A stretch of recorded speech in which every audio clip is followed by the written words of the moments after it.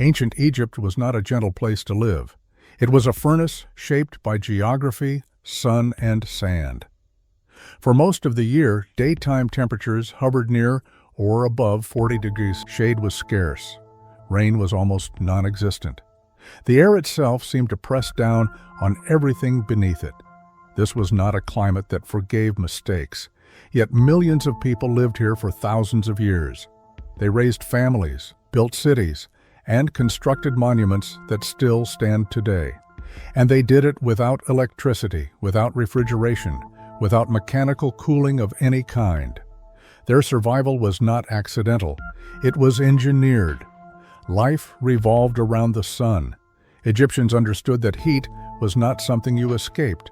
It was something you managed. Daily routines shifted with temperature. Work began early. Rest came at midday. Nights were used strategically, not wasted. Architecture followed the same logic. Homes were not isolated objects placed randomly on land. They were part of a larger thermal system. Cities were compact. Buildings leaned into one another, sharing shade and blocking direct sunlight. Streets were narrow not because space was limited, but because shade was essential. Every wall cast a shadow, and every shadow mattered. The materials, the layout, and even the height of structures reflected an intimate understanding of heat behavior. Hot air rises, thick walls, slow temperature change. Enclosed spaces cool faster when shielded from direct sun. These were not scientific theories to the Egyptians. They were lived experience, reinforced every day by comfort or suffering. Modern architecture often treats climate as an afterthought, something to correct later with technology. Ancient Egyptians had no such luxury. If a home failed, people suffered. So failure was not tolerated. This is the context modern comparisons often ignore. Ancient Egyptian cooling was not primitive improvisation. It was the result of generations living inside one of the harshest climates on Earth and learning, slowly and deliberately, how to make it livable. Modern buildings are built from materials that trap heat and hold on to it long after the sun goes down. Concrete, steel, and glass absorb enormous amounts of thermal energy during the day, then release it slowly at night, turning homes into heat reservoirs. Air conditioning fights this process constantly, burning energy just to undo what the building itself causes. Ancient Egyptian homes took the opposite approach. The primary building material was mud brick, made from Nile silt mixed with straw and dried in the sun. It was inexpensive, locally available, and perfectly suited to the climate. Mud brick walls were thick, sometimes over half a meter, and that thickness mattered. Heat does not move instantly through mass. It travels slowly, and mud brick delayed it long enough to make a difference. During the hottest part of the day, the sun beat down on the exterior walls, but the heat took hours to reach the interior. By the time it did, evening had already begun and temperatures were falling. At night, the stored heat dissipated harmlessly into the cooler air, resetting the cycle for the next day. Modern walls are thin by comparison. Designed for speed, cost, and maximum interior space, they allow heat to pass through quickly. The result is a structure that overheats by mid-morning and remains hot well into the night unless mechanical cooling intervenes. Mud brick also regulated humidity.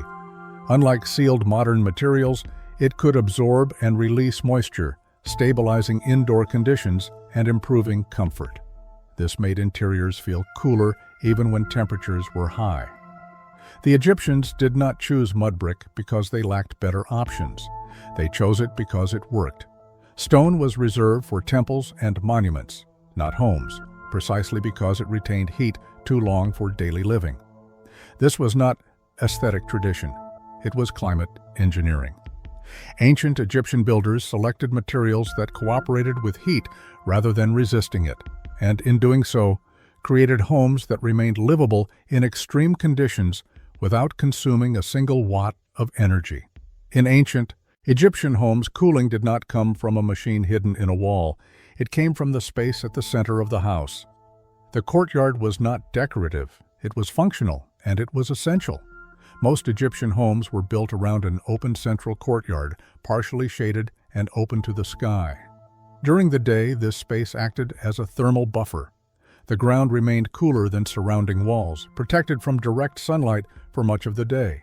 As the air inside the house warmed, it naturally rose and escaped upward through the open courtyard. This created a subtle but constant movement of air. Hot air left. Cooler air was drawn inward through surrounding rooms, doors, and small openings. No fans, no electricity, just physics. At night, the process reversed. The courtyard released stored heat into the open sky. Stone and earth radiated warmth upward, cooling rapidly under the night air. Cooler air then settled back into the home, lowering interior temperatures before morning arrived. Each night reset the system. Modern buildings often eliminate courtyards entirely. Interior spaces are sealed. Air is trapped. Heat accumulates.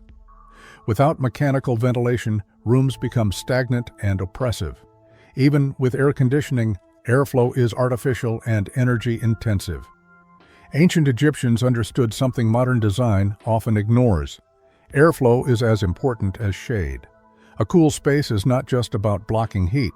It is about giving heat somewhere to go. Courtyards also created microclimates. Plants, water jars, and shaded surfaces further cooled the air through evaporation. These were small adjustments, but in extreme heat, small advantages compound. The courtyard turned the home into a passive cooling system that ran continuously, silently, and reliably. It never broke. It never required fuel. It responded automatically to temperature changes. What looks like an architectural feature was, in reality, the engine that made ancient Egyptian homes livable in extreme heat. Ancient Egyptian cities were not designed to impress from above. They were designed to function on the ground where people actually lived. In extreme heat, shade mattered more than symmetry, and protection mattered more than wide-open space. Homes were built close together, forming dense clusters that blocked direct sunlight. Streets were narrow, winding, and irregular. This wasn't disorder.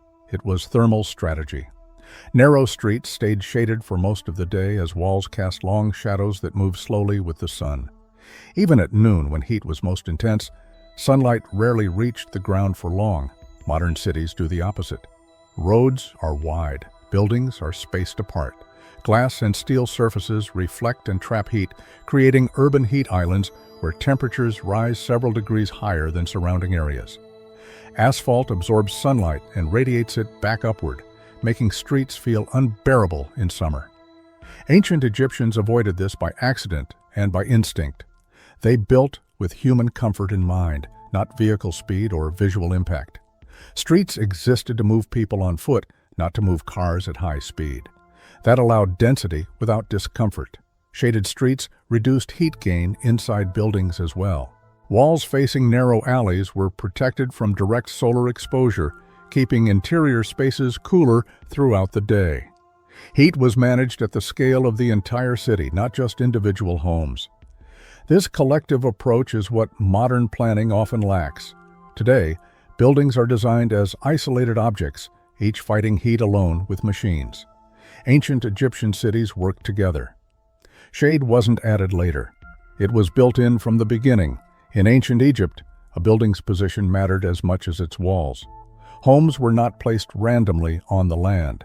They were oriented with intention, shaped by the movement of the sun and the direction of the wind. The Egyptians understood that the sun was predictable.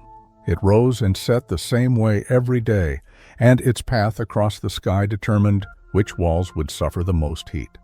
Openings were kept small and carefully positioned. Windows rarely faced the harshest afternoon sun. When they existed at all, they were high and narrow, designed to admit light without admitting heat. Doorways and internal passages were aligned to encourage airflow. Prevailing breezes from the Nile were guided through homes, creating natural cross-ventilation. Hot air, which naturally rises, was given clear escape paths through higher openings, while cooler air was drawn in at ground level. The result was constant, passive air movement. Modern buildings often ignore orientation entirely. Towers are rotated for views, street presence, or visual symmetry, even if that means exposing entire glass facades to hours of direct sunlight. Cooling systems are then expected to compensate for the heat load created by poor orientation. Ancient Egyptians had no such safety net. Orientation was not a design preference. It was a requirement. Walls that faced the sun were thick and unbroken. Living spaces were placed deeper inside structures, protected from external heat. Storage rooms and service areas absorbed the thermal burden instead, shielding occupied spaces. This logic extended beyond individual homes. Neighborhoods were arranged so buildings shaded one another, reducing solar exposure collectively. The city itself became a climate control system. Orientation wasn't about aesthetics, it was about survival. Ancient Egyptian builders treated the sun and wind as design partners, not obstacles. By working with predictable natural forces, they reduced heat before it ever entered the building. Modern architecture often tries to fix overheating after it happens. Ancient Egypt prevented it from happening at all. In ancient Egyptian homes, the roof was not an afterthought. It was an active part of the cooling system. Roofs were flat, simple, and functional.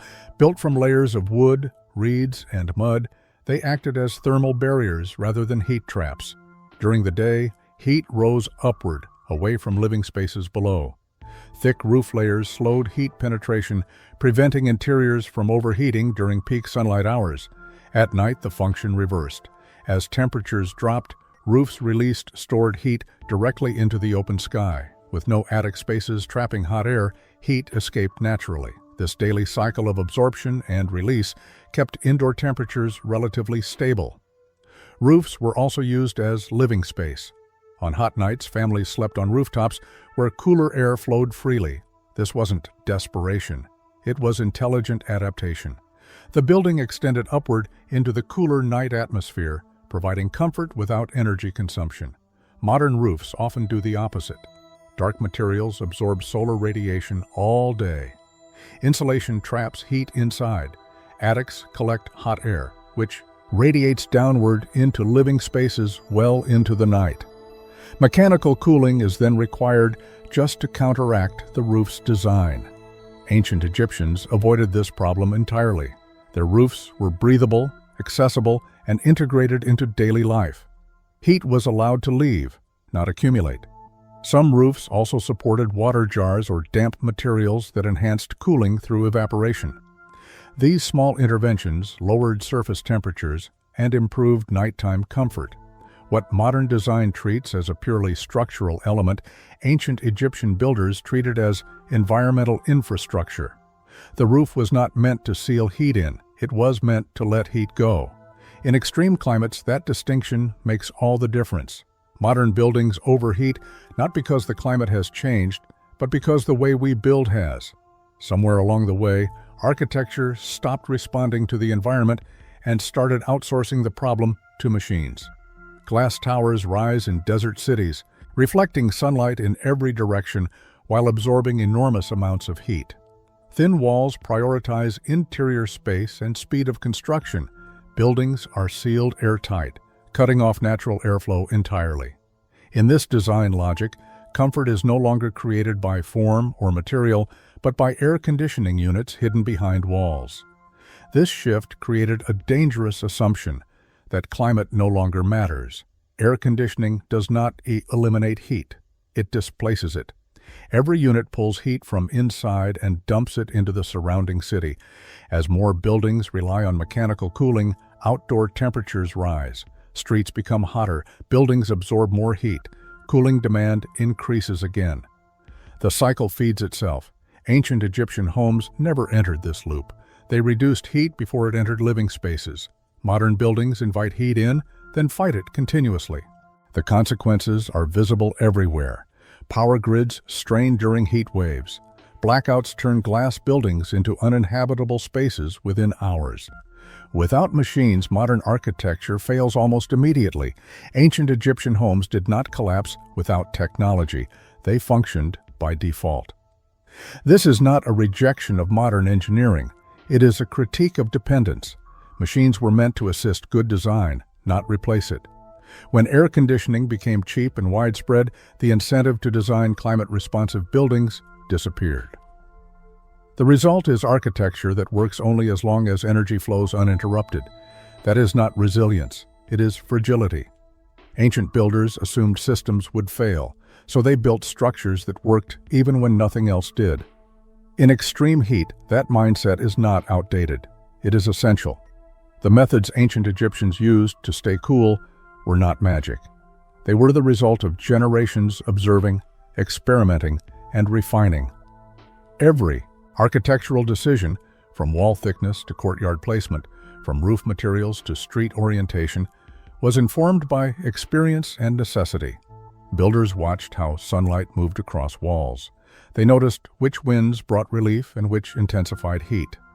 They learned how thick walls could delay heat, how open spaces could guide airflow, and how courtyards could transform a home into a natural ventilation system. This knowledge was passed down through apprenticeships and familial teaching, refined over centuries. Modern architecture, by contrast, often resets with every new project. Digital models and air conditioning systems replace slow, experiential learning. Designs prioritize speed, aesthetics, and profitability over environmental integration. In doing so, the accumulated wisdom of thousands of years is abandoned, not because it failed, but because it was inconvenient. What ancient Egyptians understood instinctively, modern designers must calculate and simulate. What was once a living tradition became old-fashioned and invisible. The principles of passive cooling, airflow management, and material performance remain valid, yet we treat them as optional, relics of the past rather than tested strategies for human comfort. The truth is simple. The knowledge was never lost. It was deliberately set aside. Machines replaced observation, shortcuts replaced patience, convenience replaced adaptation, and the result is predictable. Modern buildings overheat, energy demand skyrockets, and human comfort depends entirely on electricity. Ancient Egyptian homes thrived without it. Their legacy reminds us that thoughtful, climate-aware design is not backward, it is timeless. Ancient Egyptian architecture offers lessons that modern design has largely ignored, yet these principles are just as relevant today.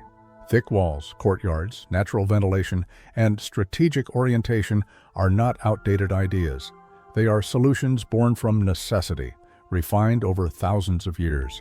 Courtyards remain one of the most effective passive cooling tools. By creating a central space where air can circulate freely, homes can reduce interior temperatures without electricity. Shaded courtyards also allow evaporative cooling, especially when water or plants are introduced, providing relief even in extreme heat. Modern architects are rediscovering this technique, integrating courtyards into homes, schools, and office buildings as a way to naturally improve airflow and reduce energy consumption. Wall thickness and material selection are equally important. Mud brick and other high thermal mass materials absorb and slowly release heat, maintaining stable indoor temperatures throughout the day. Today, designers are experimenting with similar strategies, using clay, rammed earth, and other natural materials to reduce reliance on artificial cooling. Orientation and airflow cannot be overlooked. Placing windows and doors strategically to align with prevailing winds, while protecting interiors from the harshest sun, significantly reduces heat gain. Ancient Egyptians instinctively applied these principles, but modern urban planning often ignores them, resulting in overheated interiors that depend entirely on machines. The key takeaway is clear. Ancient Egyptian homes were optimized for comfort, sustainability, and resilience. Their design choices were deliberate and functional, not decorative. By studying and adapting these timeless strategies, we can create buildings that respond to the environment rather than fight it, a lesson that is urgent in a world facing rising temperatures and energy demands.